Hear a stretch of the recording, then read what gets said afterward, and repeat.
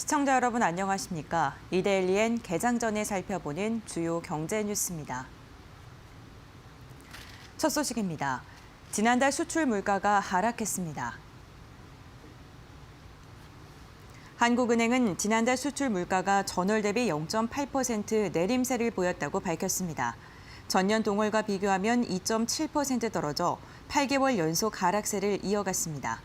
석탄 및 석유 제품 수출 가격이 2.8% 내렸고 컴퓨터, 전자 및 광학기기는 0.7% 하락했습니다.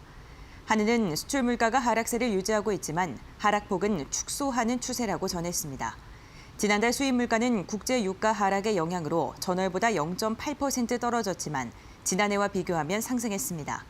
신종 코로나 사태는 지난달 수출입 물가에 영향을 주지 않은 것으로 보인다고 한은은 설명했습니다. 정부가 코로나 사태를 계기로 신종 바이러스 대응과 관련된 스타트업에 대규모 자금을 지원합니다. 박영선 중소벤처기업부 장관은 어제 서울 송파구에서 열린 코로나19 퇴치에 기여하는 스타트업 간담회에서 의학과 의료기기, 바이오 분야에서 성장 가능성이 큰 기업에 최대 100억 원의 정책 자금과 30억 원의 기술 보증을 연계 지원하겠다고 밝혔습니다. 특히 이번 사태를 계기로 감염병을 예방치료하는 스타트업 육성 필요성이 제기됐다며 지난해 일본과의 무역 분쟁으로 소재 부품 장비 업계에 국민적인 관심이 모인 것처럼 이번 위기를 계기로 바이오 기술에서 앞서가는 국가가 될 수 있다고 강조했습니다. 아울러 바이오 스타트업 육성을 위해 3년간 6억 원의 창업 사업화 자금, 2년간 최대 6억 원의 연구개발 자금을 지원하겠다고 약속했습니다. 삼성전자의 새 폴더블 폰인 갤럭시 Z 플립이 오늘 국내에 출시됩니다. 삼성전자와 이동통신 3사는 오전 9시부터 갤럭시 Z 플립의 온라인, 오프라인 판매를 시작합니다. 쿠팡 등 온라인 채널에서도 자급제 물량을 판매합니다. 이동통신 업계는 출시 첫 일주일 동안 대략 2만 대 수준의 물량이 국내에 풀릴 것으로 파악하고 있습니다. 플래그십 스마트폰 물량 수준에는 비교할 수는 없지만 폴더블폰 정작인 갤럭시 폴드와 비교하면 10배 가까이 많은 수준입니다. 삼성전자는 갤럭시 Z 플립을 통해 폴더블폰의 대중화와 패션화를 염두에 두고 있습니다. 이를 위해 가격을 낮추고 21일부터는 명품 패션 브랜드 톰 브라운과 협업한 프리미엄 패키지를 한정 판매할 예정입니다.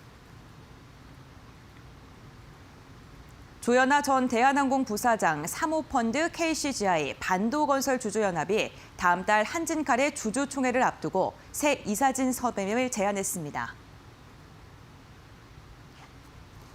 조현아 전 부사장 주주연합은 어제 한진칼에 주주 제안을 제출하고 사내 이상 4명, 사외 이사 4명의 후보 명단을 공개했습니다.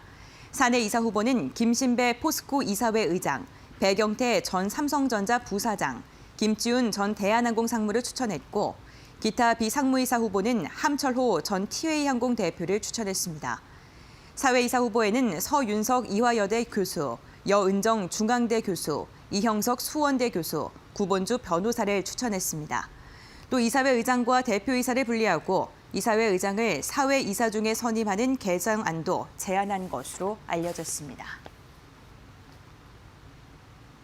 넥슨이 국내 게임업계 빅3, 이른바 3N 중 처음으로 연간 영업이익 1조 원을 넘어섰습니다. 일본 증시에 상장된 넥슨은 작년 매출 2조 6,840억 원, 영업이익 1조 208억 원을 올렸다고 밝혔습니다. 전년과 같은 조건의 환율을 적용하는 일정 환율로 환산하면 엔화 기준 각각 4%, 3% 성장했습니다. 한국 내 매출이 전체의 성과 개선을 이끌었습니다. 한국 지역의 지난해 전체 매출은 1년 전보다 22%, 4분기 매출은 57% 급성장했습니다. 메이플스토리와 카트라이더 등 스테디셀러의 꾸준한 선전과 지난해 11월 출시된 모바일 다중 접속 임무 수행 게임 V4의 흥행 덕이라고 회사 측은 전했습니다. 조성욱 공정거래위원장이 균형 잡힌 규제로 혁신 동력을 일깨우겠다고 말했습니다. 조 위원장은 어제 서울 하얏트 호텔에서 열린 이데일리 퓨처스 포럼에서 디지털 시대 공정거래 정책 방향을 주제로 한 경연을 열고 이같이 밝힌 것으로 나타났습니다.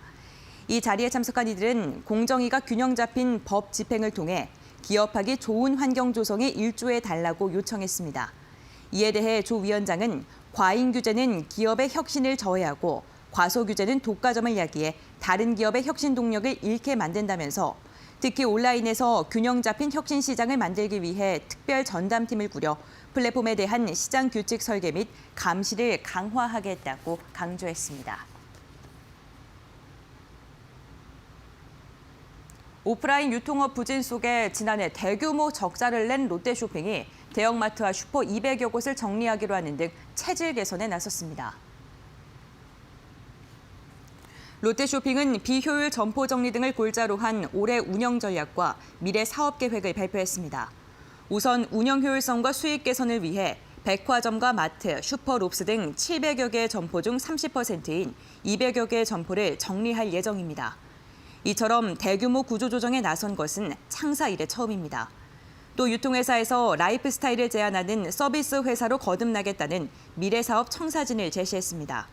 이를 위해 업태 경계를 넘나들며 오프라인 매장을 개편하고 업태 간 시너지를 낼 수 있도록 40년간 쌓아온 상품 기획 노하우를 활용한다는 계획입니다. 이어서 이 시각 간추린 뉴스입니다. 라임 자산운용이 지난해 환매가 중단된 3개 모펀드 중 2개 모펀드에 대한 예상 손실 규모를 오늘 밝힐 예정입니다. 이에 맞춰 금융당국은 사모펀드 제도 개선안과 라임 자산 운용에 대한 중간 검사 결과를 발표합니다. 아카데미 4관왕을 차지한 영화 기생충 효과에 힘입어 투자 배급사 CJ E&M이 호실적을 거뒀습니다. 연결 기준 작년 한 해 연간 매출액이 전년 대비 14.5% 상승한 3조 7,897억 원, 영업이익은 9.5% 상승한 2,694억 원을 기록했습니다. 한국거래소가 영화 기생충 관련 종목들의 주가가 단기간 급등하면서 투자자들의 주의가 필요하다고 당부했습니다. 거래소는 어제 바른손 E&A와 바른손에 주가 급등에 따른 투자 경고 종목으로 지정한다고 공시했습니다. LG는 연결 기준 지난해 영업이익이 1조 241억 원으로 전년보다 44% 감소한 것으로 집계됐다고 공시했습니다. 순이익은 1조 1,068억 원으로 41% 줄어들었습니다. 이데일리엔 개장 전에 살펴보는 주요 경제 뉴스 함께 확인해봤습니다.